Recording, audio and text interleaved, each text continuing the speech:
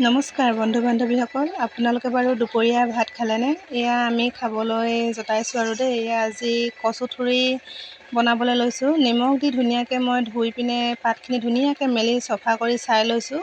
আৰু এয়া জলকীয়া, নহৰু, আদা সৰু সৰুকৈ কাটি লৈছোঁ, পিঁয়াজ আৰু সৰু সৰু এইপিনে কণ বিলাহী লৈছোঁ। ভাবিলোঁ আজি দুপৰীয়া সাঁজটো কচুথুৰি পাতত দি ধুনীয়াকৈ ভাত কেইটামান খাওঁ। বহুত দিনৰ পৰা খাবলৈ মনো গৈ আছিলে, সেয়েহে ভাবিলোঁ আজি কচুথুৰি অলপমান পাতত দিওঁ। আপোনালোকে বাৰু কচুথুৰি খাই কোনে কোনে ভাল পায় ক'বচোন। এয়া ধুনীয়াকৈ পাতত নুৰিয়াই ল'লোঁ আৰু এইপিনে দেখিছেনে ধুনীয়াকৈ এঙাৰখিনি ৰঙা হৈ আছে, সেয়েহে কচুথুৰিখিনিও ধুনীয়াকৈ পাতত দিবলৈ সুবিধা হৈ গৈছে। কচুথুৰিখিনি হোৱালৈকে মানুহজনে মই এয়া দেখিছেনে কাঠত ৰং কৰি আছোঁ।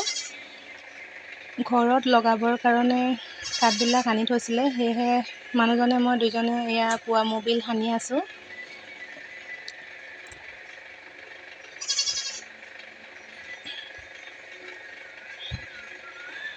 এইপিনে আকৌ আমাৰ খুৰা ল'ৰাটোৱে জোকাৰি আছিলে। তাৰপাছত এইপিনে দেখিছেনে মোৰ কচুথুৰিখিনি ধুনীয়াকৈ পাতত দিয়া হৈ গ'ল। ইমান ধুনীয়া গোন্ধ ওলাইছে, খাওঁ খাওঁ লাগি গৈছে। আৰু লগতে পোৱালি তেল অলপমান দি দিছোঁ, খাবলৈ যাতে আৰু অকণমান টেষ্টি হয়। ধুনীয়াকৈ চামুচেৰে কচুথুৰিখিনি সানি ভাঙি ল'লোঁ।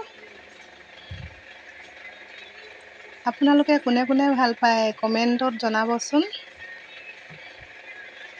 আৰু ভিডিঅ'টি ভাল পালে লাইক কৰিব। তাৰপাছত এয়া শেষত ধনিয়া কেইডালমান মিক্স কৰি দিছোঁ।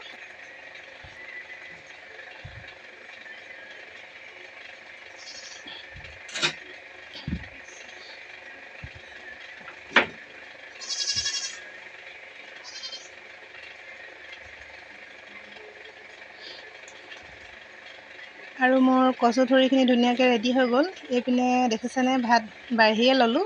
এয়া কচুথুৰি, নিমখ, জলকীয়া আৰু পিঁয়াজ। তাৰপাছত এয়া দালি আপোনাৰ বনাই ল'লোঁ। এইপিনে বিলাহী আৰু এয়া মিঠা জ্বলা বগৰী। আজিলৈ বাই বাই।